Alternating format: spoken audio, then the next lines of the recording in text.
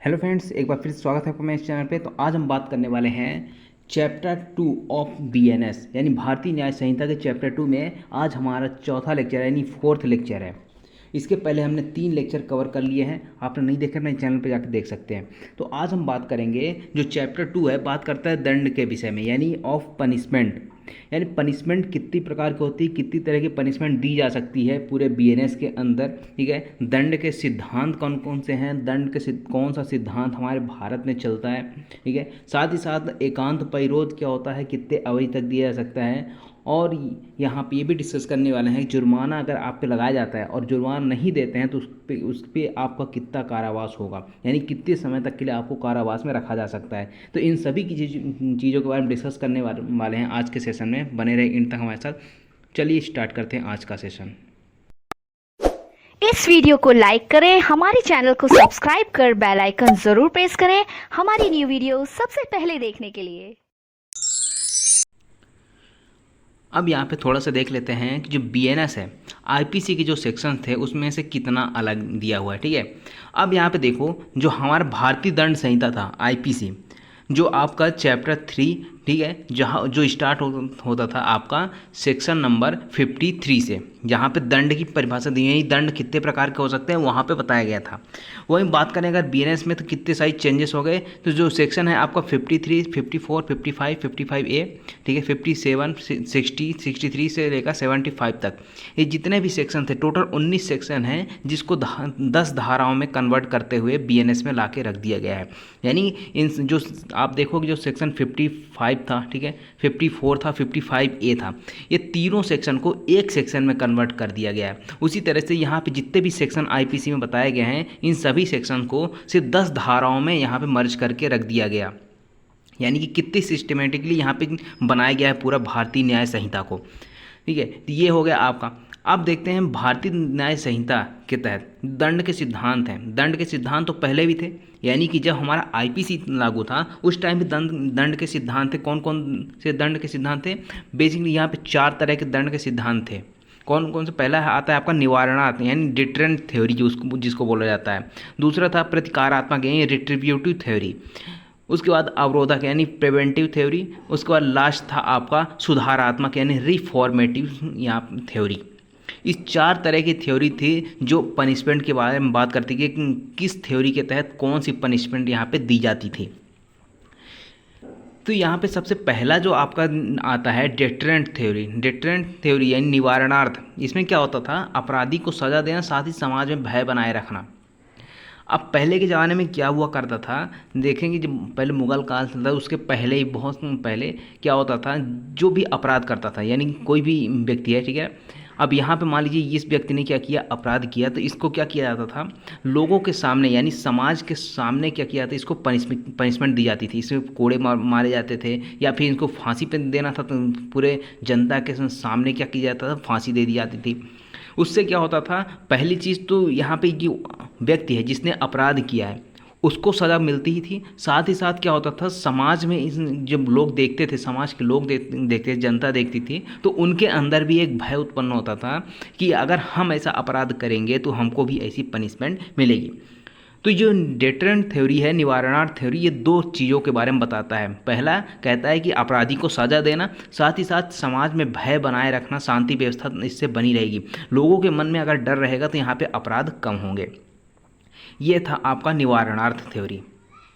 दूसरा थ्योरी आता है आपका प्रतिकारात्मक यानी कि जो रेट्रीब्यूटिव थ्योरी होती है। ये काफ़ी ज़्यादा प्रचलित थी पहले।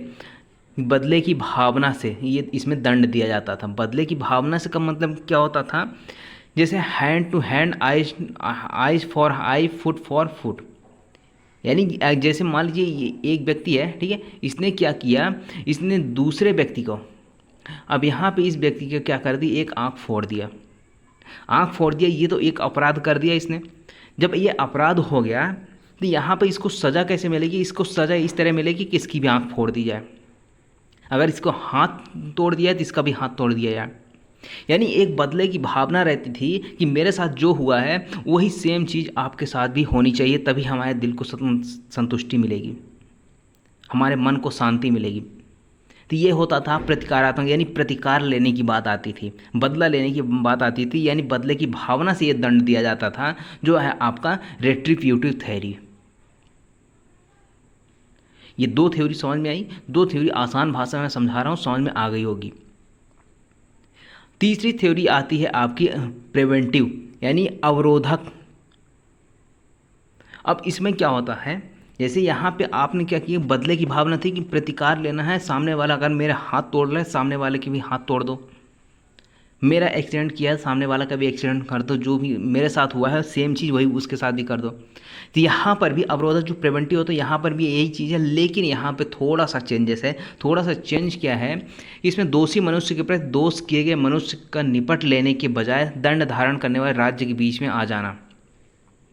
यानी कि जो गवर्नमेंट होती है, जो स्टेट होता है, जो प्रशासन करता है हम पे, वो क्या करता है, वो बीच में आ जाता है। वो बीच में कैसे आ जाता है, जैसे मान लीजिए एक व्यक्ति है, इसके साथ क्या हुआ है, एक्सीडेंट कर दिया किसी व्यक्ति ने, या फिर मान लीजिए इसके साथ मारपीट की गई। जब इसके साथ मारपीट की गई तो यहाँ पे जो प्रशासन चलाने वाली सरकार है, राज्य है, स्टेट है, वो क्या कहती है कि आप बदला नहीं लोगे, आपकी जगह हम बदला लेंगे। किस तरह से लेंगे, पूरी तरह से प्रोसीजर चलेगा, पूरी तरह से, जैसे अभी ट्रायल चलता है, ट्रायल चलने के बाद क्या होता है, कोर्ट सज़ा देती है, उसी तरह से यहाँ पे क्या होता है कि आप देखोगे कोर्ट में गवर्नमेंट एडवोकेट भी होते हैं। गवर्नमेंट एडवोकेट क्या करते हैं, जो विक्टिम होता है उसकी ओर से क्या करते हैं, केस लड़ते हैं। तो उनको सज़ा कौन दिलवाता है, एक प्रकार से जो स्टेट होती है वो सज़ा दिलवाती है। तो यहाँ पे जो स्टेट आ जाती है ना, वो क्या करती है कि आप यहाँ पे प्रतिकार नहीं लेंगे, आप बदला नहीं लेंगे, आपकी जगह हम इनको सज़ा देंगे। तो ये क्या होता है, प्रिवेंटिव तरीके का है कि आपको रोक दिया जाता है और आपकी जगह कोई दूसरा बदला लेता है आपकी जगह, एक प्रोसीजर के साथ आप उसको दंड में दिया जाता है। ठीक है, तो वही चीज़ यहाँ पे बताई गई कि व्यक्तिगत बदले की जो भावना है उसको समाप्त कर दी जाती है और राज्य की दंड की महिमा स्थापित की जाती है, जो राज्य का उद्देश्य है। यानी कि अगर ऐसा हुआ कि सब इसे बदला लेने लगेंगे तो यहाँ पे तो शांति व्यवस्था पूरी तरह से भंग हो जाएगी, कहीं भी ऐसी शांति व्यवस्था सही तरीके से प्रशासन नहीं चलाया जा सकता। तो उस प्रशासन को सही तरीके से चलाने के लिए क्या होता है, स्टेट को बीच में आना बहुत ज़रूरी है। ठीक है, न्यूट्रल होके क्या करती है, यहाँ पे जो अपराधी होता है उसको सज़ा दिलवाने का काम क्या होता है, गवर्नमेंट एडवोकेट को अपॉइंट किया जाता है, या आप उनकी ओर से पैरवी करेंगे, जो विक्टिम है उनको न्याय दिलाएंगे। तो ये हो गया आपका प्रिवेंटिव तरीके का। उसके बाद एक और आता है दंड, कौन सा होता है, सुधारात्मक, यानी रिफॉर्मेटिव यानी कि जब 20वीं सदी आई तो 20वीं सदी आते आते इस जितने भी ऊपर हमने देखा दंड, वो सब क्या थे, 20वीं सदी के पहले ये सारे दंड दिए जाते थे, इस तरह के दंड चलते थे। और आज भी देखोगे यहाँ पे जैसे सऊदी अरबिया साइड है, वहाँ पर भी बहुत ज़्यादा कठोर कानून चलता है, छोटे अपराध के लिए बड़ी सज़ा दे देते हैं। तो उसमें क्या होता है, लोगों के बीच में डर बना रहता है। डेटरेंट थ्योरी आपने अभी पढ़ी, उसी तरह का वहाँ पे चलता है अभी। अब बाद में क्या हुआ, धीरे धीरे दंड विधान को, जो हमारी संहिता है, ठीक है, जो दंड देने की जो संहिता बनाई गई, उसमें चेंजेस लाए गए दंड देने में। दंड देने में यहाँ पे क्या किया गया, क्या प्रयास किए जाने लगे, जैसे कारागार में मजदूरी, यानी जो भी व्यक्ति कारागार जा रहा है उसको दो तरह से कारागार में भेजा जाता है। एक तो होता है जो सादा कारावास होता है, एक होता है सश्रम कारावास। सश्रम कारावास में क्या करवाया जाता है, वहाँ पे काम करवाए जाते हैं, जो ज़्यादा हीनियस टाइप के ऑफेंस होते हैं, जो ज़्यादा गंभीर टाइप के अपराध करके आते हैं, उनसे मजदूरी करवाई जाती है कारागार के अंदर। उनसे समाज सेवा करवाई जाती है। समाज सेवा में कुछ भी हो सकता है, जैसे वृद्धाश्रम है, वहाँ पे भेज दिया जाए कि यहाँ पे आप इन वृद्ध लोगों की सेवा करेंगे, या फिर अन्य तरीके कोई भी यहाँ पे समाज सेवा करने का दे दिया जाता है। उसके बाद शिक्षा करवाने, या जो भी पढ़ना भी चाहे उसको पढ़वाने के लिए भी यहाँ पे क्या किया जाता है, सुधारात्मक यहाँ पे बनाया जाता है। हाल ही में देखा होगा कि अभी कुछ दिन पहले यहाँ पे क्या हुआ कि रिजल्ट आया, जहाँ पे जेल के अंदर जो कैदी हैं उन्होंने क्या किया, अच्छी शिक्षा भी और उनका अच्छा रिजल्ट भी आया। ठीक है, तो वहाँ पे शिक्षा भी देना क्या होता है, एक सुधारात्मक यहाँ पे प्रक्रिया होती है, दंड देना यह रहता है। यानी दंड तो उनको मिला ही है, कारागार में तो बंद है, लेकिन उनके सुधारात्मक यहाँ प्रक्रिया अपनाई जाती है कि उनको सुधारा जा सके। क्योंकि अगर जो कोई कैदी अंदर जाता है तो वहाँ पे सारे क्या होते हैं, अपराधी ही अपराधी होंगे। कोई ऐसा तो है नहीं कि कोई अच्छा इंसान जाके वहाँ पे बंद हुआ हो, कैदी हो। तो वहाँ पे क्या है, सारे अपराधी तो भरे रहते हैं, अपराध करके जाते हैं। तो उनको सुधारने के लिए क्या किया जाता है, यहाँ पे सुधारात्मक कोई कार्य करवाया जाता है उनसे। इस तरीके से सारे दंड के सिद्धांत हैं। अब बात आती है कि भारत में कौन से दंड का सिद्धांत है। तो भारत में कोई एक दंड का सिद्धांत लागू नहीं है, सभी तरीके से सभी में से कुछ न कुछ अच्छा है, जो भी है सभी दंड के सिद्धांतों में से उसको ले लिया। जैसे हमारा संविधान बना है, संविधान कैसे बनाया गया, जो कई देश हैं, ठीक है, तो कई देशों में से जो है उनका संविधान है, उन संविधान में से जो जो अच्छा लगा हमारे जो संविधान निर्माताओं को, वो चीज़ वहाँ से क्या किया, उठा लिया और उसके बाद पूरा बना दिया हमारा भारत का संविधान। अब भारत का संविधान बनने में कितने दिन लगे थे, ये मुझे आप कमेंट करके बताइएगा, ठीक है। अब यहाँ पे देखिए, अब क्या हुआ, जैसे इस संविधान बना हमारा, तो इसी तरह से जो दंड का सिद्धांत चलता है ना, थ्योरी चलती है हमारी पनिशमेंट की, वो कैसी है, सभी तरीके, यहाँ पे सुधारात्मक भी है, डेटरेंट थ्योरी भी कुछ लिया हुआ है। जैसे कि मान लीजिए सज़ा दी जाती है तो लोगों के मन में भय भी रहता है कि अगर हम कुछ अपराध करेंगे तो हमको भी सज़ा होगी, तो इससे क्या होता है, समाज में भय भी बना रहता है, कानून व्यवस्था बनी रहती है और समाज में शांति व्यवस्था रहती है। सुधारात्मक भी है, लोगों की शिक्षा भी दी जाती है अंदर, ठीक है, पढ़ाई करवाई जाती है, लोगों को मजदूरी करवाई जाती है ताकि लोग अपराधियों के साथ मिलकर ज़्यादा इधर उधर की बातें ना कर सके, ठीक है, उन पर मजदूरी करें, अपना उनको क्या किया जाता है, पैसे भी मिल जाते हैं उनको। तो इस तरह के सारे जो सिद्धांत हैं यहाँ पे सभी से मिक्स करके यहाँ पे लाया गया है, ये भारत में सिद्धांत चलता है। अब बात आती है, अब ये हमारा चैप्टर 2 की, चैप्टर 2 में जो पहली धारा है वो और आपकी आईपीसी की धारा 53, अब इन दोनों में क्या चेंजेस हुए हैं। चेंजेस सिर्फ एक सेक्शन, एक यहाँ पे इसका हुआ है, कौन सी, सामुदायिक सेवा। सामुदायिक सेवा पहले यहाँ पे नहीं थी सेक्शन 53 में, अब यहाँ पे क्या कर दिया गया, सामुदायिक सेवा को जोड़ दिया गया है इसमें, ठीक है। पहले 5 प्रकार के दंड थे, अब कितने हो गए, 6 प्रकार के दंड हो गए। तो कौन कौन से हो गए, पहला तो आता है आपका मृत्युदंड। मृत्युदंड हर किसी मामले में नहीं दिया जाता, बहुत रेयर मामले में दिया जाता है, रेयर मामले में दिया जाता है। आपने देखा होगा पिछले 10 साल की हिस्ट्री उठा लो, इसमें बहुत ज़्यादा यहाँ पे मृत्युदंड नहीं दिया जाता। क्यों, अगर निचली कोर्ट के द्वारा यहाँ पे दंड दे भी दिया जाता है, ठीक है ना, जैसे निचली कोर्ट जो भी है, जहाँ से केस स्टार्ट, जहाँ ट्रायल चल रहा है, वहाँ से अगर पनिशमेंट मृत्युदंड दे भी दिया गया तो उसमें क्या करते हैं, अपील में जाते जाते हो सकता है अपील में खारिज हो जाए, उनके दंड कम कर दिया जाए, या फिर हाई कोर्ट में चले जाएं, वहाँ पे कम हो जाए, सुप्रीम कोर्ट चले जाएं, वहाँ का क्षमादान, ये कई तरह के ऑप्शन हैं आपको बचने के। तो यहाँ पे हो सकता है मृत्युदंड क्या कर दिया जाता है, कैंसिल कर दिया जाता है, आजीवन कारावास में कन्वर्ट कर दिया जाता है, या फिर अन्य कारावास में भी। तो इस तरह के मृत्युदंड बहुत ही रेयरेस्ट मामले में दिया जाता है। तो ये हो गया आपका मृत्युदंड। दूसरा आता है आपका आजीवन कारावास। आजीवन कारावास यानी कि आपकी जो शेष लाइफ है, आपने अपराध किया, बहुत ही हीनियस क्राइम कर दिया, ठीक है, क्रूर अपराध कर दिया, जिसके लिए आपको क्या मिल सकता है, आजीवन कारावास मिल सकता है। जिससे क्या होगा कि आपकी जितनी भी ज़िंदगी बची है, जितनी भी लाइफ बची है, आपको क्या कर दिया जाएगा, जेल में डाल दिया जाएगा। आप सिर्फ मरने के बाद ही वापस आ जाओगे, जब तक कि यहाँ पे कोई ऐसी कंडीशन आ जाए। ऐसी कंडीशन का मतलब क्या है, हो सकता है कि आपको निचली कोर्ट में आजीवन कारावास दिया, ऊपर आप गए हाई कोर्ट में या फिर अपील में गए, वहाँ पे आपके कर दिया गया, जो आजीवन कारावास है उसको 10 साल में कर दिया गया, या फिर अन्य कोई रेमिशन नहीं कर दिया गया, लघुकरण नहीं कर दिया गया, वो अलग बात है। लेकिन जब तक ये नहीं होता तो आपको आजीवन कारावास दिया गया, तो आजीवन कारावास का मतलब आपकी शेष जीवन जितनी भी बची है लाइफ, पूरा आपको जेल के अंदर बिताना पड़ेगा। ये हो गया। दूसरा आता है कारावास। अब कारावास भी 2 प्रकार के होते हैं। कारावास 2 प्रकार के कौन कौन से होते हैं, पहला तो आता है आपका सश्रम कारावास। जैसा अभी मैंने बताया कि 2 तरह के कारावास होते हैं। सादा कारावास में तो आप सिर्फ जेल में डाल दिया तो कोई काम नहीं करवाया जाएगा। सश्रम कारावास में क्या होता है, आपसे काम करवाया जाता है, वहाँ पर मजदूरी भी करवाई जाती है, पत्थर भी तोड़वाए जाएंगे, सारे काम वहाँ पर करवाए जाते हैं।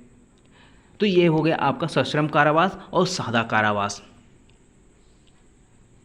उसके बाद नेक्स्ट आता है संपत्ति की जब्ती, यानी कि आपकी जो प्रॉपर्टी है उसको जब्त कर लिया जाएगा। आप उस जो प्रॉपर्टी की जब्ती के साथ आपका क्या किया जाता है, वो भी तो एक दंड है। आपकी अगर प्रॉपर्टी अगर अटैच कर लिया जाए, ले लिया जाए किसी के द्वारा, ठीक है, तो आपको दुख होगा कि नहीं होगा भाई, आपने इतनी मेहनत से कमाया होगा, आपने कुछ अपराध कर दिया, उसके बदले आपकी संपत्ति ले ली गई, ये भी तो एक दंड है आपके लिए, आर्थिक क्षति हो रही है। उसके बाद नेक्स्ट आता है जुर्माना। आप देखोगे बीएनएस के सेक्शन में या फिर आईपीसी सेक्शन में कई सेक्शन ऐसे जहाँ पे जुर्माना लगाया जाता है, या फिर दंड के साथ वहाँ पे लिखा होता है कि ये दंड मिलेगा, साथ ही साथ आपको जुर्माना भी लगाया जाएगा। तो जुर्माना भी आपके ऊपर लगाया जा सकता है। उसके बाद नेक्स्ट आता है आपका सामुदायिक सेवा, ठीक है, जो आपकी सर्विस देनी होगी यानी कम्युनिटी सर्विस, ठीक है, जो लोगों को सेवा करने का भी दंड दिया जा सकता है कि आपको दंड दिया जा सकता है कि आप कहाँ पे जाएं, वृद्धाश्रम चले जाएं, वहाँ पे लोगों की सेवा करें, या फिर क्या करें, कहीं जाके आप लोगों को खाना खिलवाएं 20 दिन तक, 15 दिन तक, 10 दिन तक, या फिर अन्य कोई भी ऐसा जो सेवा जो न्यायालय को उचित लगे वो क्या कर सकती है, आपके ऊपर लगा सकती है कि आप जाके ऐसी सेवा करें, ऐसी सर्विस देंगे। आगे बात समझें कि दंड कितने प्रकार के होते हैं, कितने प्रकार का दंड दिया जा सकता है पूरे बीएनएस में, और साथ ही साथ दंड के सिद्धांत कौन से हैं, भारत में कौन से दंड का सिद्धांत यहाँ पे लागू है।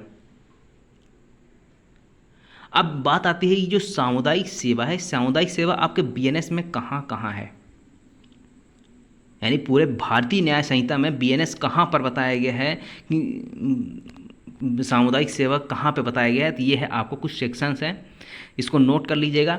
धारा 202, पहली धारा कौन सी आती है, धारा 202, जहाँ पे कहता है कि लोक सेवा जो विधि विरुद्ध रूप से व्यापार में लगाओ। भाई अगर कोई पब्लिक सर्वेंट है, जैसे पुलिस वाले हैं, पुलिस वालों का क्या काम है कि पब्लिक की ड्यूटी करना, वहाँ पे पुलिस बने रहना, ठीक है ना, जो पुलिस की ड्यूटी है उसको डिस्चार्ज करना।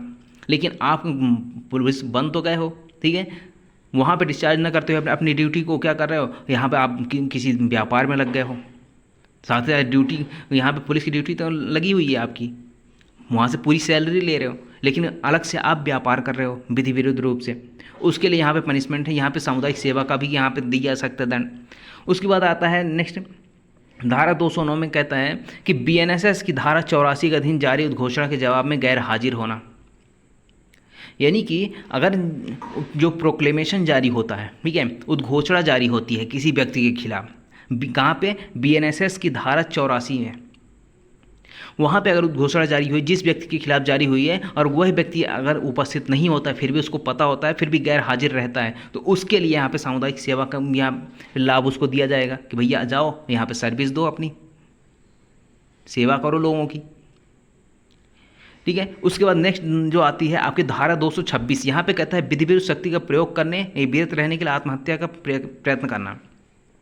भाई कोई पुलिस वाला आया, आपको पकड़ने आया, ठीक है, और आप चढ़ गए किसी टावर के ऊपर, और आप क्या कर रहे हो, पुलिस वाला क्या कर रहा है, अपनी ड्यूटी डिस्चार्ज कर रहा है, भाई आपको पकड़ने आया, आपने कुछ अपराध किया होगा, लेकिन वो पकड़ने आया है, लेकिन आप क्या कहते हो कि अगर आपने अरेस्ट किया तो मैं यहाँ से कूद जाऊँगा, जान दे दूँगा, आत्महत्या का प्रयास कर रहे हो, उसके लिए भी यहाँ पे पनिशमेंट है।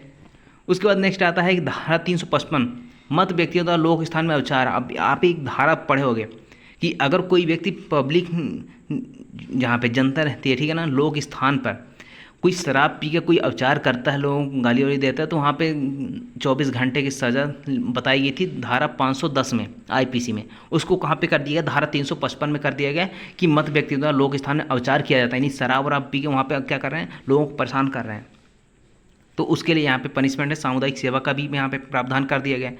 उसके बाद नेक्स्ट आता है मानहानि, यानी धारा 356। अब मानहानि का कहाँ पे थी, सेक्शन 499 में आपका परिभाषा था और 500 में पनिशमेंट थी, ये आईपीसी की बात कर रहा हूँ। और वहीं अगर मानहानि की बात करें बीएनएस में तो कहाँ पे बताया गया है, धारा 356 में। तो ये कुछ धाराएं हैं जहाँ पे बीएनएस का प्रावधान बताया गया है। अब एक आध और सेक्शन होंगे तो आप मुझे कमेंट करके बता दीजिएगा, ठीक है। तो मुझे जितना अभी मिला वो मैंने यहाँ पे लेके आ गया हूँ आपके लिए, तो इसको नोट डाउन जरूर करिए कि सामुदायिक सेवा अगर ये एग्जाम में पूछा जाता है तो इससे आपको काफ़ी हेल्पफुल रहेगा ये, ठीक है। तो ये हो गया आपका धारा 4। अब आता है धारा 5। अब धारा 5 देखोगे ना तो यहाँ पे जो आपकी आईपीसी की सेक्शन 54, 55 और 55A, ठीक है, 55A क्या बात करती है, समुचित सरकार, जो यहाँ पे स्पष्टीकरण बता दिए गए, और 54 और 55 जो धारा थी उसको भी चेंज कर यहाँ पे क्या कर दिया गया, इन तीनों धाराओं को मर्ज करते हुए धारा 5 बना दिया। और धारा 5 में ज़्यादा कुछ नहीं बताया है, ठीक है। जैसे आप देखोगे सेक्शन 54 जो आईपीसी था वहाँ पे क्या कहता था, मृत्यु दंडादेश का लघुकरण, यानी कि अगर किसी को मृत्यु दंड दिया गया है तो उसको दंड को चेंज करते हुए कोई आजीवन कारावास दे देना या अन्य कारावास में परिवर्तित कर देना, वहीं अगर 55 की बात करते हैं तो कहता है कि आजीवन कारावास के दंडादेश का लघुकरण, यानी अगर आजीवन कारावास दिया गया है तो उसके दंड का क्या करना, लघुकरण कर देना। अब सबसे पहली बात तो ये देखिए कि लघुकरण का मतलब क्या होता है। लघुकरण का मतलब क्या होता है कि जो दंड दिया गया है उसके स्वरूप में परिवर्तन कर देना, यानी उसका नेचर जो है उसको परिवर्तित कर देना। नेचर का मतलब क्या है, जैसे डेथ पनिशमेंट दी गई है तो उसको आजीवन कर देना, एलआई कर देना, लाइफ इम्प्रिजनमेंट कर देना। अगर लाइफ इम्प्रिजनमेंट किया गया है तो क्या कर देना, आपका किसी अन्य कारावास में कर देना, 10 साल 10 साल 7 साल जो भी है। या फिर अगर आपको कठिन कारावास दिया गया है तो उसको क्या कर किया जा सकता है, सादा कारावास में। सादा कारावास दिया गया है तो उसको जुर्माने में परिवर्तित, यानी कि लघुकरण का मतलब कि उसका स्वरूप ही चेंज कर देना। तो ये जो पूरी रामायण थी ये उसको क्या कर दिया गया, धारा 5 में मर्ज करते हुए बस इतना लिख दिया गया, इस समुचित सरकार अपराधी की सहमति के बिना, यानी कि जो अप्रोप्रिएट गवर्नमेंट है वो अपराधी की सहमति नहीं लेगी, अपराधी की सहमति के बिना ही क्या कर देगी कि किसी भी दंड का। अब यहाँ पे जैसे लिखा था धारा 54 55 में कि मृत्युदंड का लघुकरण, आजीवन कारावास का लघुकरण, तो उसको पूरा हटा दिया गया। यहाँ पे क्या लिख दिया, किसी भी तरह का अगर दंड दिया गया है तो उसको बीएनएसएस की धारा 474 के अनुसार किसी अन्य दंड में लघुकरण किया जा सकता है। अब यहाँ पे क्या बता दिया गया है कि आप किसी भी दंड का क्या कर सकते हैं, लघुकरण तो कर सकते हैं, लेकिन उसके पहले आपको रेफर करना होगा बीएनएसएस की धारा, भारतीय नागरिक सुरक्षा संहिता की धारा 474 को। अब ये जो आपकी जो धारा 474 अभी बताया गया है बीएनएस में, वो पहले कहाँ पे थी सीआरपीसी में, वो थी आपकी 432 में। अब 432 को 474 बीएनएसएस में बता दिया गया है, ठीक है। अब यहाँ पे देखिए ये तो समझ में आ गया कि किसी भी दंड का क्या किया सकता है, अपराधी की सहमति के बिना समुचित सरकार लघुकरण कर सकती है, यानी उसके स्वरूप में परिवर्तित कर सकती है दंड के स्वरूप में। अब यहाँ पे देखिए स्पष्टीकरण क्या कहता है कि केंद्रीय सरकार ऐसे विषय जिन पर संघ कार्यपालिका शक्ति का विस्तार है और ऐसे अपराध का दोषी व्यक्ति है, ठीक है। किस अपराध का दोषी है, ऐसे अपराध का जिसके बारे में संघ की कार्यपालिका शक्ति का विस्तार है, उसमें केंद्र सरकार कर सकती है, मृत्युदंड दिया गया है या कोई कार्रवाई, ठीक है। उसके बाद राज्य की सरकार, अब जैसे मान लीजिए एमपी हाई कोर्ट है, एमपी हाई कोर्ट ने कुछ ऐसे दंड दिया तो उसमें क्या कर सकती है कि यहाँ पे जो राज्य सरकार है वो एमपी की, वो क्या कर सकती है, उस दंड का लघुकरण कर सकती है, ठीक है। बॉम्बे के अंदर स्थित किसी कोर्ट ने दंड दिया तो महाराष्ट्र सरकार कर सकती है। उसी तरह अगर यहाँ पे ऐसी विषय पर जहाँ पर संघ की कार्यपालिका शक्ति का विस्तार है और उस अधिनियम के तहत किसी को क्या किया गया, पनिशमेंट दिया गया है, तो केंद्र सरकार उस पर क्या करेगी, उस पर लघुकरण कर सकती है। ये तो बात होगी धारा 5 की लघुकरण करने की। अब कौन से दंड को कितना लघुकरण करना है, किस स्वरूप में परिवर्तित करना है, अब इसके लिए धारा 474 बीएनएसएस की देखते हैं। अब धारा 474 देखिए बीएनएसएस की, इसमें क्या बताया गया है कि समुचित सरकार द्वारा दंडादेश का लघुकरण करना।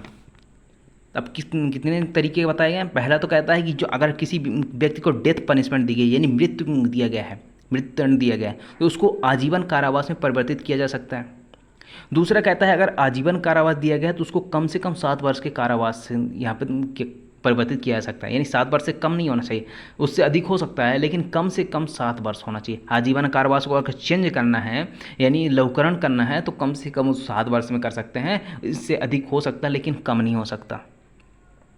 लेकिन अब यहाँ पे देखिए अगर उसको पनिशमेंट ही 7 वर्ष या उससे अधिक की दी गई है तो उसको कम से कम 3 वर्ष, यानी 3 वर्ष से कम नहीं हो सकता। अगर किसी वर्ष को मान लीजिए 8 वर्ष या फिर 10 वर्ष की सज़ा दी गई है ना, तो उसको क्या किया सकता है, उसको 3 वर्ष या 4 वर्ष या 5 वर्ष में कन्वर्ट किया जा सकता है, लेकिन इसको 2 वर्ष में नहीं किया जा सकता। क्यों? क्योंकि यहाँ पे स्पेशली लिखा हुआ है कि कम से कम 3 वर्ष में ही उसको क्या किया जा सकता है, कन्वर्ट किया जा सकता है। उसके बाद नेक्स्ट आता ये बताया गया है कि अगर 7 वर्ष से कम का कारावास दिया गया है तो उसको जुर्माने में परिवर्तित किया जा सकता है। कठिन कारावास है तो उसको साधारण कारावास में परिवर्तित किया जा सकता है।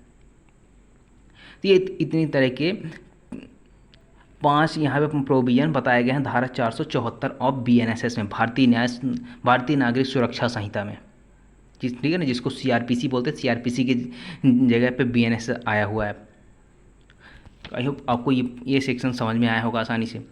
उसके बाद अब नेक्स्ट आता है दंडाविधियों की भिन्ने। दंडाविधियों के भिन्नों की गणना करने में आजीवन कारावास के 20 वर्ष के कारावास से समतुल्य गिना जाएगा, ठीक है। अब यहाँ पे आपको बिल्कुल यहाँ पे डाउट नहीं करना है, कोई भी कन्फ्यूजन नहीं होना चाहिए कि आजीवन कारावास 20 वर्ष का होता है। ठीक है, ऐसा कुछ भी नहीं है। यहाँ पे सिर्फ यहाँ पे आजीवन कारावास की गणना करने के लिए इसको 20 वर्ष के बराबर माना जाएगा। आ गई बात समझ में? तो आजीवन कारावास का मतलब होता ही है कि शेष जीवन काल आपका जो भी है तो जेल के अंदर बीतेगा। ठीक है, तो यहाँ पे अंग इसका कतई मतलब नहीं है कि आजीवन कारावास का 20 वर्ष होता है मतलब, ठीक है ना। आजीवन कारावास मिला है किसी को तो इसका मतलब ये नहीं कि 20 वर्ष बस जेल रहेगा उसके बाद बाहर आ जाएगा, ऐसा कुछ भी नहीं है। अब इसका एग्जाम्पल समझते हैं। ठीक है, अब जैसे मान लीजिए एक धारा थी आईपीसी में 511, जो क्या कहता था कि अपराध करने के प्रयत्न के बारे में दंड बताता था कि अगर कोई अपराध करने का प्रयत्न करेगा तो उसको 1/4 यहाँ पे पनिशमेंट मिलेगी।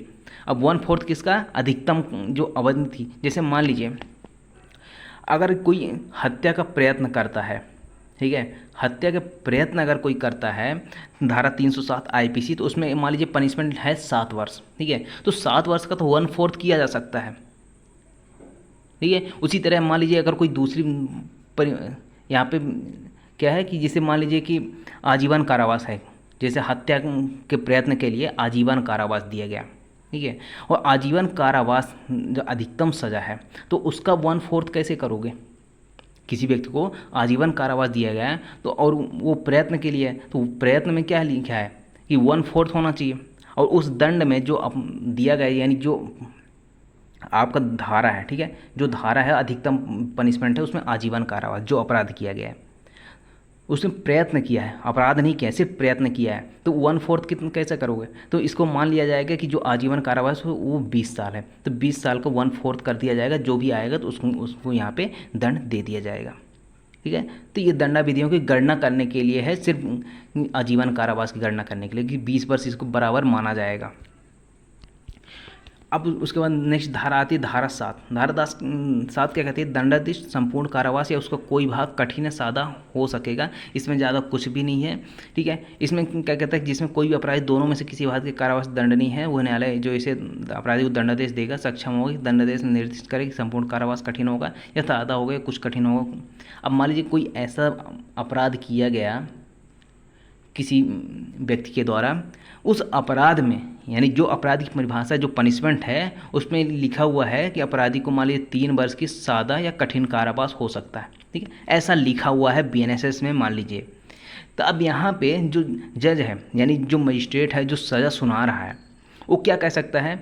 वो ये भी कह सकता है कि जो 3 वर्ष है ये कठिन होगा, या फिर वो चाहे तो ये कह सकता है 3 वर्ष सादा होगा, या फिर ये भी कह सकता है उस निर्णय में लिख सकता है कि जो 2 वर्ष है तो कठिन कारावास होगा, लेकिन जो 1 वर्ष बचेगा वो सादा कारावास होगा।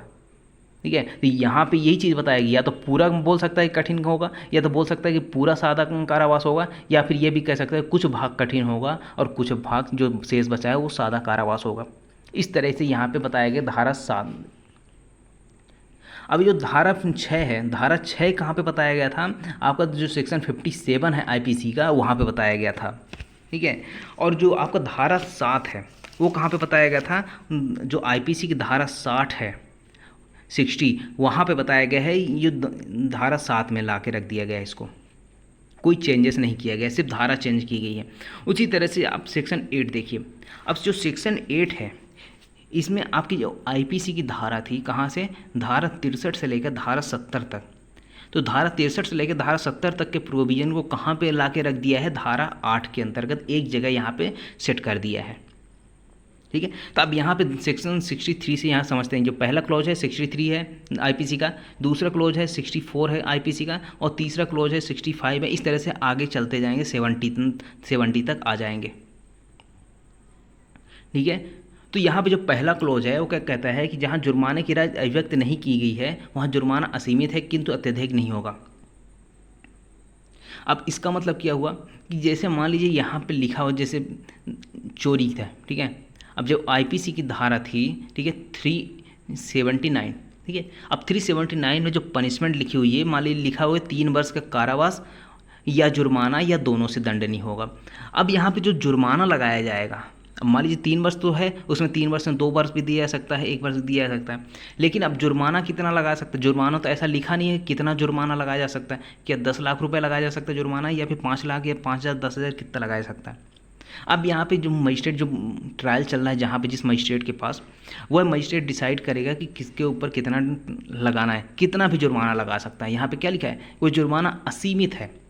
कितना, अगर यहाँ पे अभिव्यक्त नहीं किया है कि 500 रुपये जुर्माना है, 5000 जुर्माना है, 10,000 जुर्माना है, तो वहाँ पे जुर्माना कितना भी लगाया जा सकता है। जज चाहे तो 5,000 लगाए चाहे 10,000 लगाए, लेकिन यहाँ पे एक कंडीशन है, किंतु वह अत्यधिक नहीं होगी। अत्यधिक का मतलब क्या है कि अब जैसे एक रिक्शा चलाने वाला है, ठीक है, और एक कौन है, एक आपका यहाँ पे अच्छा खासा व्यापारी है जिसका 10 करोड़ रुपए हर महीने का टर्नओवर है। अब यहाँ पे रिक्शा चलाने वाला कितना कमाएगा और ये व्यापारी है 10 करोड़ रुपए इसका हर महीने का टर्नओवर है। अगर दोनों अपराध करते तो अपराध कौन सा होगा, अपराध तो सेम ही है, चाहे ये करे चाहे रिक्शा वाला करे।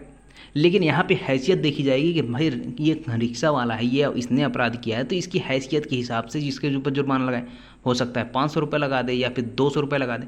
अब यहाँ पे ये 10 करोड़ वाला है तो इसके ऊपर 5,000 का भी लगाया जा सकता है जुर्माना, 10,000 का भी लगाया जा सकता है जुर्माना, या फिर 500 रुपये का भी लगाया जा सकता है। ये तो वहाँ पर मजिस्ट्रेट के ऊपर डिपेंड करता है, के ऊपर डिपेंड करता है, जो ट्रायल चला रहा है उसके ऊपर डिपेंड करता है कितना लगाना है।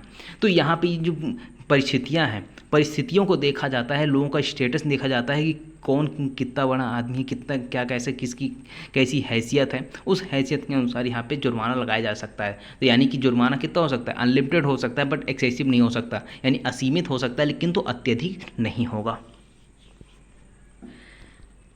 अब नेक्स्ट आता है आपका जो धारा 64 है आईपीसी की, उसको कहाँ पे सब क्लॉज 2 में कर दिया।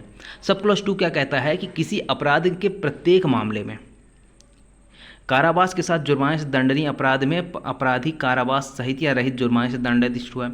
यानी कि अब यहाँ पे देखिए, अगर जो अपराध हुआ है और उस अपराध के लिए क्या बताया गया, दंड क्या है बताया गया है, उसमें कारावास भी बताया गया है और साथ ही साथ ये भी लिखा है कि उसमें जुर्माना भी लगाया जा सकता है। तो उसमें जो यहाँ पे दंड दिया गया है, मान लीजिए जो अपराधी को दंड दिया गया है कैसे दिया गया है, या तो कारावास दिया होगा, कारावास सहित या रहित जुर्माने से दंड दिया गया होगा। जैसे मान लीजिए चोरी के लिए जैसे मैंने अभी बताया कि 3 साल की सज़ा या जुर्माना या दोनों लगाया जा सकता है, ठीक है, ऐसा लिखा हुआ है। और अपराधी को क्या किया गया है, वहाँ पर सज़ा हो गई कि 2 साल की सज़ा और साथ ही साथ यहाँ पर 500 रुपये का जुर्माना, या फिर ऐसा भी हो सकता है कि सिर्फ 2 साल की सज़ा हुई हो। आ गई बात समझ में। अब दूसरा कंडीशन यहाँ पे कहता है कि जो कारावास से जुर्माने या केवल जुर्माने से दंडनीय है, यानी कि ऐसा जो कोई अपराध किया गया है या तो कारावास से दंडनीय है तो उसको कारावास दिया गया होगा, या फिर केवल जुर्माने से दंडनीय है तो सिर्फ अगर जुर्माना लगाया गया है तो उसके बारे में बात करता है। तो यहाँ पे जो जुर्माने की व्यतिक्रम की दशा है, यानी कि जो जुर्माने की राशि लगाई गई किसी अपराधी के ऊपर कि आपको 500 रुपये या 5,000 रुपये जुर्माना देना है, और वो जुर्माना अगर नहीं देता है वह अपराधी, तो उसको अन्य कारावास के अतिरिक्त, यानी कि उस जो जुर्माना नहीं दे रहा है, व्यतिक्रम कर रहा है, डिफ़ॉल्ट कर रहा है, उसके लिए अलग से क्या किया जाएगा, उसको कारावास दिया जाएगा। जैसे उसको 2 साल का कारावास हुआ था, 500 रुपये जुर्माना हुआ था, और 500 रुपये अगर जुर्माना वह व्यक्ति नहीं देता है तो हो सकता है उसको 2 महीने की और सज़ा हो जाए। तो ये जो 2 महीने की और सज़ा व्यतिक्रम के कारण सज़ा हुई है 2 महीने की, तो इस 2 साल के अतिरिक्त होगी। यानी कि जो 2 साल की सज़ा हुई है तो 2 साल तो कंप्लीट हो गई, साथ ही साथ अब प्लस और हो जाएगा, प्लस क्या हो जाएगा, 2 महीने और रहेगा, यानी कि 24 महीने तो रहेगा ही, साथ ही साथ प्लस 2 और जुड़ जाएगा, 2 महीने और जुड़ जाएगा। तो ये इसके अतिरिक्त हो गए, यानी दिए गए दंडादेश के अतिरिक्त हो गए, व्यतिक्रम के कारण जो दंडादेश दिया जा रहा है, जो यहाँ पे सजा हो रही कारावास के लिए, तो वो क्या होगी, दिए गए कारावास से अतिरिक्त होगी ये चीज़ हो गई। उसके बाद नेक्स्ट आता है आपका क्लॉज 3, ठीक है, सब सेक्शन 3। अब सब सेक्शन जो 3 है वो कहाँ पे मिलता है, आपका जो आईपीसी का सेक्शन 65 है, ठीक है, 65 को कहाँ पे ला के रख दिया गया है, ये सब क्लॉज 3 के अंतर्गत रख दिया गया है। अब ये जो सब क्लॉज 3 है क्या कहता है कि जुर्माने की व्यतिक्रम की दशा में दिया गया कारावास उस अवधि के 1/4 से अधिक नहीं होगा जो अपराध के लिए अधिकतम नियत है। अब यहाँ पे व्यतिक्रम के कारण जो कारावास दिया जा रहा है वो अतिरिक्त तो होगा ही, साथ ही साथ ये भी नहीं होगा कि अगर मान लीजिए जैसे चोरी के लिए है, चोरी के लिए 3 वर्ष की सज़ा दी गई है, ठीक है, प्लस यहाँ पे मान लीजिए 1,000 रुपये उस पर जुर्माना लगाया गया। अब 1,000 जो जुर्माना वो नहीं दे रहा है तो उसके लिए क्या किया जाएगा, उसको कारावास में डाला जाए, कारावास का आदेश दिया जाएगा कि उसको अतिरिक्त कारावास दिया जाए। लेकिन यहाँ पे जो भी कारावास दिया जाए इसके अतिरिक्त 3 साल के अतिरिक्त, वो 3 वर्ष से यानी कि 1/4 से अधिक नहीं होना चाहिए। 3 वर्ष का क्या 1/4 निकालना होगा। अब 1/4 से अधिक नहीं होना चाहिए जो अतिरिक्त कारावास दिया जा रहा है डिफ़ॉल्ट के कारण, और डिफ़ॉल्ट के कारण जो अतिरिक्त कारावास है वो 1/4 से अधिक नहीं होना चाहिए। और 1/4 कौन सा, जिस अपराध के लिए उसको दंड दिया गया है उस अपराध में अधिकतम जितनी वो लिखा हुआ सज़ा लिखी हुई है उस अधिकतम सज़ा का क्या करना होगा। जैसे चोरी के लिए अधिकतम 3 वर्ष है तो 3 वर्ष का 1/4 निकालना होगा। 3 वर्ष का 1/4 कितना होगा, 36 महीने हो जाएंगे।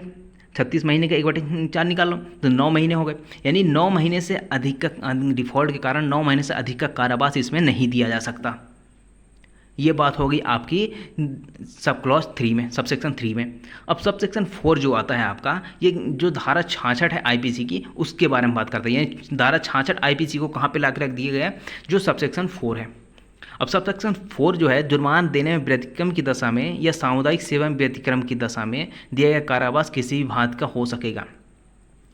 अब यहाँ पे जो व्यतिक्रम का डिफ़ॉल्ट के कारण जो सज़ा हो रही है, तो पहली चीज़ तो आपने क्या देख लिया कि डिफ़ॉल्ट जो हो रहा है वो अतिरिक्त जो अवधि होगी, यानी जो कारावास दिया गया था उसके अतिरिक्त होगा कारावास डिफ़ॉल्ट के कारण, ठीक है। अब दूसरी चीज़ आपने देखा कि जो डिफ़ॉल्ट के लिए क्या किया जा रहा है, पनिशमेंट दी जा रही है वो 1/4 से ज़्यादा नहीं होनी चाहिए। तीसरी चीज़ अब यहाँ पे कहता है कि जो इसके अतिरिक्त जो यहाँ पे डिफ़ॉल्ट के कारण जो पनिशमेंट दी जा रही है, यानी कि 3 वर्ष के अतिरिक्त जो पनिशमेंट दी रही है, एग्जाम्पल के रूप में ले रहा हूँ 3 वर्ष के अतिरिक्त जो यहाँ पे पनिशमेंट दी जा रही, मान लीजिए 8 महीने के दे दी गई, तो जो 8 महीने है तो वो कैसे भोगे जाएंगे, वो किसी भी भात का हो सकता है, या तो कठिन कारावास हो सकता है या सादा कारावास हो सकता है। ये जैसा न्यायालय चाहे तो ऐसा यहाँ पे बता सकती है। आगे बात समझ में, तो ये हो गया आपका डिफ़ॉल्ट के कारण जो जुर्माना दिया रहा। अब यहाँ पे सब सेक्शन 5 आता है। सब सेक्शन 5 जो है वो आपका कहाँ पे था, आईपीसी की सेक्शन जो आपका 67 था, ठीक है। 67 को कहाँ पे ला के रख दिया गया, सब सेक्शन 5 में। यानी कि आपके जो जुर्माने से संबंधित जितने भी धाराएं थी सबको एक ही जगह ला के रख दे रहा है। तो यहाँ पे क्या कहता है, यदि अपराध केवल जुर्माने या सामुदायिक सेवा से दंड नहीं हो, यानी कि अब ऐसा अपराध की बात करता है जो केवल जुर्माने से ही मान लीजिए दंडनीय है। अब उसका 1/4 कैसे निकाला जाएगा, अब उसको सज़ा कैसे दी जाएगी, कि कितने महीने की सज़ा हो, कितने महीने की सज़ा ना हो, ठीक है। अब मान लीजिए जैसे न्यूसेंस करता है, ठीक है, कोई व्यक्ति न्यूसेंस अगर करता है और न्यूसेंस के लिए यदि मान लीजिए सिर्फ इतना लिखा हुआ है कि उसको 500 रुपये तक का जुर्माना लगाया जाएगा, इससे ज़्यादा कुछ उसको कारावास नहीं होगा, उसको कुछ भी नहीं होगा, सिर्फ यहाँ पे 500 रुपये जुर्माने की बात करता है। तब यहाँ पे अगर जुर्माना वो व्यक्ति नहीं देता जिसको कारावास कितना होगा, या सामुदायिक सेवा के लिए बोला गया है तो उसके लिए कितना कारावास दे सकते हैं। अगर सामुदायिक सेवा नहीं करता, कम्युनिटी सर्विस को सर्व नहीं करता है तो उसको पनिशमेंट कितनी होगी, कितनी कारावास होगी। तो अब ये यहाँ पे बताया गया है। तो अब यहाँ पे क्या कहता है कि सामुदायिक सेवा से दंडनीय हो तो ऐसे जुर्माने के देने में व्यतिक्रम के कारावास सादा होगा, ठीक है। पहली चीज़ तो कहता है कि अगर सिर्फ जुर्माने से दंडनीय अपराध है और जुर्माना नहीं दिया जाता अपराधी द्वारा, इसको नहीं चुकाया जाता, तो ये जो कारावास दिया जाए वो कैसा होगा, सादा होगा। अब कारावास कितना होगा, अब यदि मान लीजिए उस पर जुर्माना 5,000 रुपये तक का लगाया गया है, 2 महीने तक का यहाँ पे उसको सज़ा दी जा सकती है, ठीक है। और दूसरा चीज़ कहता है कि अगर उस पर जुर्माना 10,000 रुपये तक का लगाया गया है, ठीक है, 5,000 से अधिक है और 10,000 रुपये तक का है, तो उसको 4 महीने तक की सज़ा दी जा सकती है, कारावास दिया जा सकता है। और ये जो कारावास है कैसा होगा, ये सादा होगा, ये सश्रम कारावास नहीं, कठिन कारावास नहीं होगा। उसके बाद नेक्स्ट आता है कि यदि मान लीजिए 10,000 रुपये से भी ज़्यादा गया यहाँ जुर्माना लगाया गया है, तो उस पर क्या होगा, 1 वर्ष से अनधिक, यानी कि 1 वर्ष तक के लिए उसको कारावास दिया जा सकता है। यहाँ पे 3 चीज़ें हैं। पहला कहता है 2 महीने तक, यानी 5,000 रुपये तक का जुर्माना लगेगा तो 2 मास तक। अभी 5,000 में आपको 2,000 भी आता है, मान लीजिए 2,000 रुपये का जुर्माना लगाया, 1,000 का लगाया, 500 का लगाया है, तो इसमें कितना 2 महीने तक की सज़ा हो सकती है। अगर 5,000 से अधिक 10,000 रुपये तक का है तो 4 महीने, और 10,000 रुपये से अधिक का जुर्माना लगाया गया है और वह व्यक्ति जुर्माना नहीं देता है जिस पर जुर्माना लगाया गया है, तो उसको 1 वर्ष तक की सज़ा हो सकती है। ये हो गया आपका सब सेक्शन 5। अब आता है आपका सब सेक्शन 6। सब सेक्शन 6 क्या कहता है, 2 पॉइंट बताए गए हैं इसमें, जो आपकी जो सब सेक्शन 6 है, ठीक है। अब बोला जाए तो यहाँ पे आपका जो आईपीसी का सेक्शन 68, ठीक है, नो चेंज, कोई भी चेंजेस नहीं है, सिर्फ सेक्शन चेंज हो गया है। अब यहाँ पे ये बताता है कि जुर्माना देने में व्यतिक्रम होने की दशा में, यानी कि आपको जुर्माना लगाया गया था आपके ऊपर, आपने जुर्माना नहीं दिया, तो न्यायालय ने क्या बोला कि आपको मान लीजिए 2 महीने की यहाँ पे कारावास में डाल दिया जाए, 2 महीने के लिए। लेकिन यदि मान लीजिए आपने क्या किया, 2 महीने में कारावास में जाने से बेहतर समझा कि मैं यहाँ पे क्या करूँ, जुर्माने की जो राशि है वो अदा कर दूँ। तो अगर आप जुर्माने की राशि चुका देते हैं तो आपका जो कारावास है, कारावास दिया गया है व्यतिक्रम होने की दशा में, उसको कैंसिल कर दिया जाएगा, सस्पेंड कर दिया जाएगा, आपको छोड़ दिया जाएगा। दूसरी चीज़ कि यदि मान लीजिए यहाँ पे आपने नहीं दिया और आपको कारावास हो गया व्यतिक्रम के कारण, डिफ़ॉल्ट के कारण, और विधि की प्रक्रिया के अनुसार वहाँ पे क्या कर लिया, उद्ग्रहित कर लिया, यानी कि कोर्ट में क्या किया, प्रोसीजर के माध्यम से, यानी कि आपकी जो प्रॉपर्टी है वहाँ से आप क्या कर लिया, जुर्माने की राशि वसूल ली, तो आपको कारावास नहीं होगा, आपको छोड़ दिया जाएगा, ठीक है। ये तो होगी पहली चीज़, यानी कि आपको कारावास में जाने से पहले ही आपने जुर्माना दे दिया या फिर विधि की प्रक्रिया द्वारा उद्ग्रहित कर लिया गया। अब दूसरी यहाँ पे कंडीशन है, यहाँ पे बी नंबर के पॉइंट है, यहाँ भी सिर्फ का नंबर का लिखा है, खा नंबर का मैंने यहाँ पे लिखा रही है। अब दूसरा चीज़ यहाँ पे कहता है अनुपात के बारे में, यानी कि आपने कुछ रेशियो दे दिया आपको, जैसे व्यतिक्रम होने की दशा में आपको मान लीजिए 3 महीने की सज़ा हुई, यानी कि अतिरिक्त कारावास आपको 3 महीने का दे दिया गया, सादा कारावास। अब आपने क्या किया, ठीक है, कि 3 महीने दिया गया और यहाँ पे 600 रुपये का मान लीजिए जुर्माना था। अब यहाँ पे क्या हुआ, आपने 2 महीने व्यतीत कर लिए जेल में। अब आप चाहते हो कि मैं एक काम करता हूँ, बाकी 2 महीने का तो मैंने 2 महीने कितना होता है अब 400 रुपये, अब बाकी बचे 1 महीने का कितना 200 रुपये, ठीक है। अनुपात रेशियो कैसे निकलेगा, अगर 600 रुपये जुर्माना था, 600 रुपये जुर्माने के लिए अगर आपको 3 महीने जेल में डाला गया है तो 600 के हिसाब से 1 महीने का कितना होगा, 1 महीने का हो जाएगा आपको 200, और उस तरह उस हिसाब से आपने क्या किया, 2 महीने की सज़ा पूरी कर ली, 2 महीने जेल में बिता लिया। अब आप चाहते हो कि मैं यहाँ से निकलना चाहता हूँ, तो आप क्या करोगे, बाकी की बचे 200 रुपये, 1 महीने का जो बचा हुआ अनुपात में निकाला जाए, रेशियो निकाला जाएगा, 200 रुपये अगर आप दे देते हो तो आपका जो शेष 1 महीने का सज़ा है उसको माफ़ कर दिया जाएगा, कुछ छोड़ दिया जाएगा, ठीक है। तो ये हो गया आपका अनुपातिक भाग, यानी अनुपातिक भाग आप क्या कर रहे हो, आप उसका पेमेंट कर देते हो, जुर्माना दे देते हो, अदा कर देते हो। ये हो गया आपका क्लॉज नंबर 6 यानी सब सेक्शन 6। अब दूसरी चीज़ यहाँ पे आती है जो सब सेक्शन 7 यानी उपधारा 7 आती है। ये जो आपका आईपीसी का सेक्शन 69 था, ये पूरा आईपीसी से कंपेयर करते हुए चल रहा हूँ कि कौन से सेक्शन कहाँ पे था और अब कहाँ पे आ चुका है। तो सेक्शन जो 69 है वो कहाँ पे आ गया है आपका, अब सब सेक्शन 7 में आ गया है।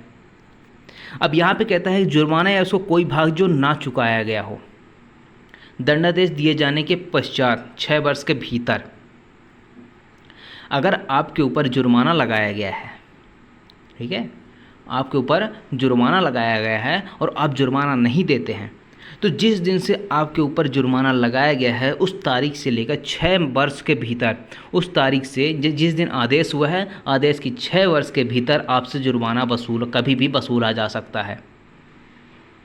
लेकिन अब दूसरी कंडीशन यहाँ पे और है कि यदि मान लीजिए आपको कारावास जो दिया गया है, कारावास 6 वर्ष से भी अधिक का है, मान लीजिए आपको 7 वर्ष तक का कारावास है या फिर 10 वर्ष तक का कारावास है, तो जितने वर्ष का कारावास है यानी कि 6 वर्ष से अधिक के कारावास में जितने वर्ष का कारावास दिया गया है उतने वर्ष के भीतर कभी भी जुर्माना वसूला जा सकता है आपसे। तो 2 कंडीशन है, यदि मान लीजिए 6 वर्ष से कम का सज़ा मिला है आपको तो 6 वर्ष के भीतर आपसे जुर्माना वसूला जाएगा। दूसरी कंडीशन कहता है कि अगर 6 वर्ष से ज़्यादा का सज़ा मिला हुआ है आपको और जुर्माना लगाया गया है, और जुर्माना यदि नहीं देते हो आप तो उस अवधि में यानी 6 वर्ष से अधिक के जितने भी सज़ा हुई है आपको उस अवधि के दौरान कभी भी आपसे जुर्माने की वसूली की जा सकती है। अब तीसरी कंडीशन यहाँ पर मृत्यु भी बता देता है, डेथ की कंडीशन बता देता है। यदि मान लीजिए किसी ने जुर्माना नहीं दिया और उसकी डेथ हो गई, मृत्यु हो गई, तो भी यहाँ पे जो किसी की मृत्यु है ना वो भी उन्मुक्त नहीं करती है जुर्माने की राशि, यानी जुर्माने की राशि उससे वसूली ही जाएगी। लेकिन ये कहीं भी नहीं लिखा है कि उस जुर्माने की राशि आपके मरने के बाद आपके परिवार वालों से वसूल होगी, कतई ये नहीं लिखा है कि आपके परिवार वालों वसूल होगे। हाँ, ये हो सकता है कि अगर जिसके ऊपर जुर्माना लगाया गया है और उसकी अगर डेथ हो जाती है तो उसकी जो प्रॉपर्टी थी उसकी प्रॉपर्टी में क्या किया जाएगा, वहाँ पे ऋणों के रूप में यानी लोन के रूप में क्या किया जाएगा, वहाँ आपसे वसूल लिया जाएगा, उस प्रॉपर्टी से वसूल लिया जाएगा जुर्माना। ठीक है, तो यहाँ पे ऐसा कुछ कोई वो नहीं है, कंडीशन नहीं कि अगर आपकी मृत्यु हो जाती तो आपसे जुर्माना वसूल नहीं जाएगा, आपकी जो प्रॉपर्टी है आपके ऋण के रूप में क्या किया जाएगा, वसूल लिया जाएगा। तो ये हो गया आपका सबसेक्शन 7।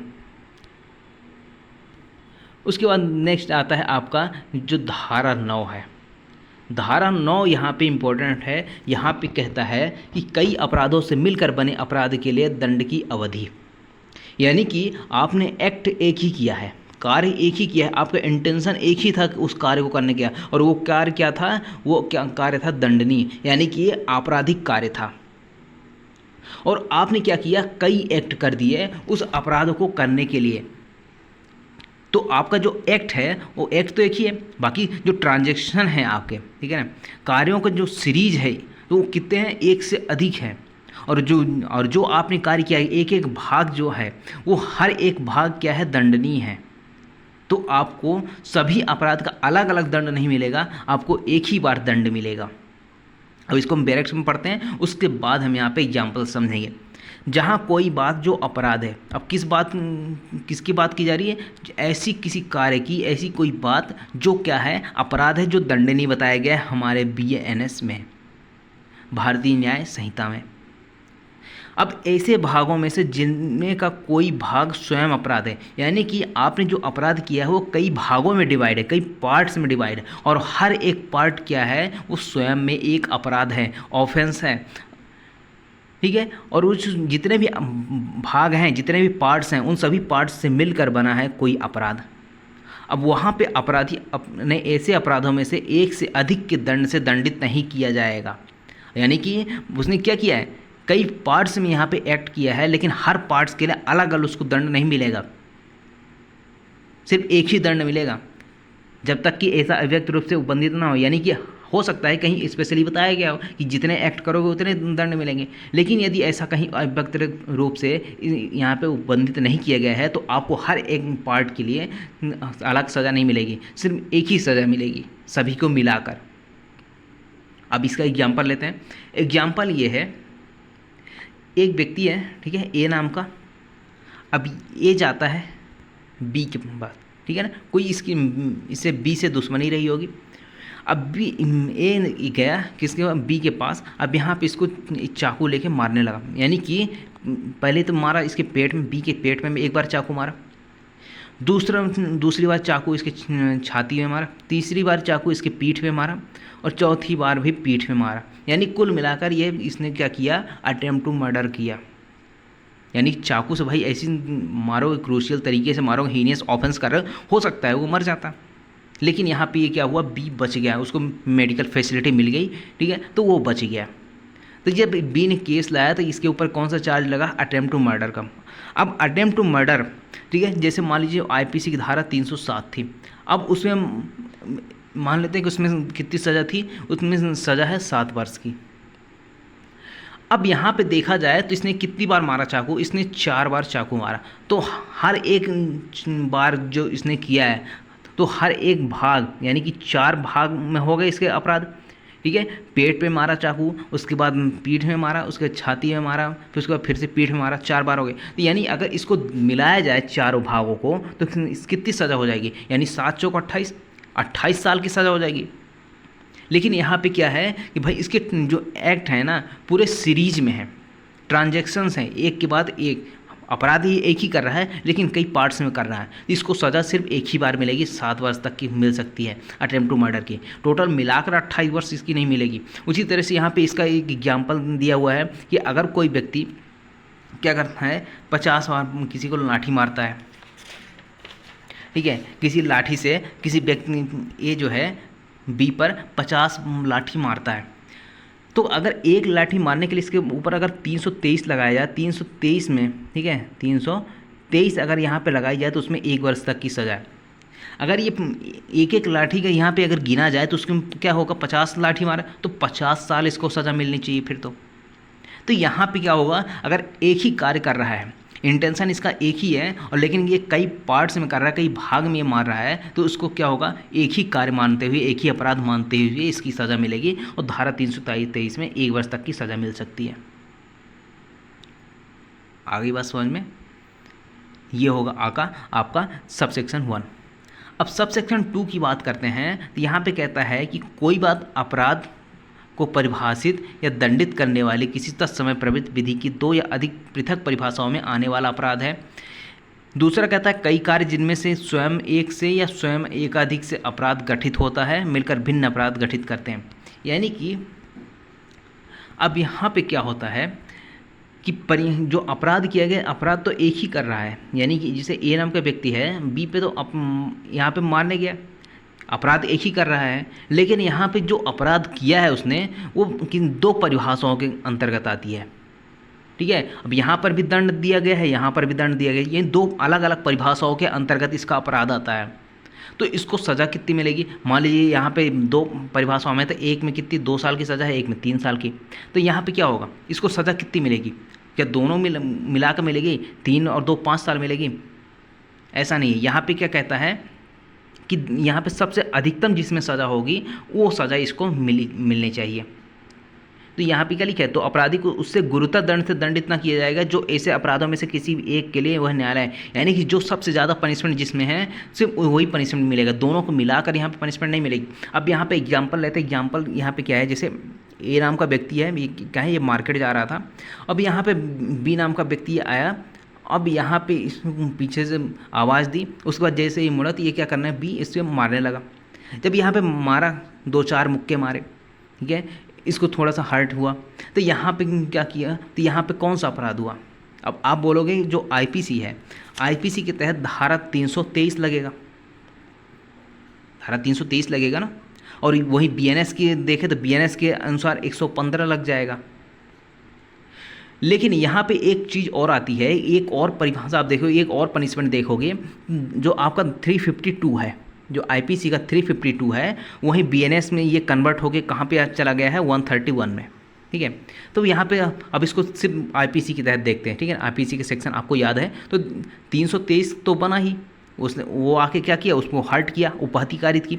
साथ ही साथ एक चीज़ और आती है, अगर आप 352 देखोगे तो उसमें भी लिखा हुआ कि अगर कोई व्यक्ति आके अचानक उस पर हमला कर देता है, भाई हमला तो किया है उसने मार्केट में, तो 352 है, तो 352 देखोगे तो उसमें 3 महीने की सज़ा है, और 323 देखोगे तो उसमें कितनी सज़ा है, उसमें सज़ा है आपकी 1 वर्ष तक की। तो एक्ट इसने क्या किया, एक्ट एक ही किया है, लेकिन जो इसकी आ रही परिभाषा 2 अलग अलग परिभाषाओं के तहत इसकी पनिशमेंट आ रही है। तो इसको सज़ा कैसी मिलेगी, इसको सज़ा मिलेगी धारा 323 के तहत, क्योंकि इसमें ज़्यादा पनिशमेंट है, गुरुतर पनिशमेंट किस में है, धारा 323 में, तो उसके अनुसार पनिशमेंट इसको मिलेगी, ना कि दोनों को मिलाकर 1 साल इसकी और 3 महीने इसकी।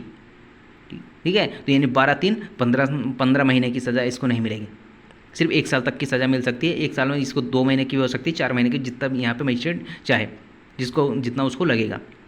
ये चीज़ आती है आपके जो आपका सेक्शन 9 है। आई होप आपको 2 चीज़ समझ में, यहाँ पे धारा 323 और धारा 352, इन दोनों को एक बार देखिएगा। दोनों में आपका कोई डाउट हुआ तो आप मुझे कमेंट बॉक्स में कमेंट करके बताइएगा, ठीक है, क्योंकि जो दोनों धारा है, एक तो हर्ट को लेकर बात करता है कि हर्ट क्या है, उपहति क्या है, दूसरी चीज़ कहता है कि अचानक उसमें हमला कर दिया जाए, आपराधिक बल का प्रयोग किया जाए। भाई उसके ऊपर हर्ट तो हुआ है, उपहति भी हुई है, उसने मारा उसको, साथ ही साथ इसके 352 भी लग जाएगी, क्योंकि उस पर हमला कर रहा है वो। तो इन दोनों परिभाषाओं में कौन सा एक्ट किया गया है, तो ये चीज़ यहाँ पे डाउट रहेगा, तो यहाँ पे डाउट इसको क्लियर कर दिया गया कि गुरुतर दंड से दंडित ना किया जाएगा, नहीं कि जो भी गुरुतर दंड होगा उससे अधिक दंड नहीं दिया जाएगा। आगे बात समझ में। अब आते हैं यहाँ पे सेक्शन 10।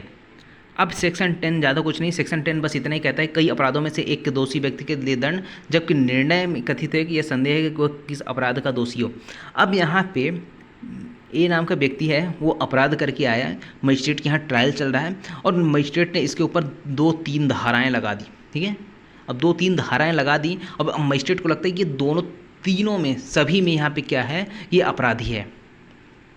अब सभी में अपराधी तो है, सभी अपराधी का मतलब जो 2-3 धाराएं लगाई है उन धाराओं में से किसी न किसी में अपराधी है, अपराध तो उसने किया है, लेकिन किस धारा के तहत इसमें अपराध है ये संदेह है अगर, तो वहाँ पर धाराएं तो सभी लगाएगा। जो 2-3 धाराएं लगा रहा है, 2-3-4 जितनी भी धाराएं सभी लगा रहा है, उसको लगता है कि इसने अपराध किया है, लेकिन किस धारा के तहत किया है वो नहीं समझ में आ रहा है। ठीक है, तो इसमें क्या किया जाएगा, इस संदेह का लाभ मिलता है। किसको मिलेगा संदेह का लाभ, अभियुक्त को मिलेगा। और वो जो तो 2-3 धाराएं लगाई हैं, वो 2-3 धाराओं में जो जिसमें सबसे कम दंड होगा वही दंड किया दिया जाएगा, उस अभियुक्त को दे दिया जाएगा, उस आरोपी को दे दिया जाएगा।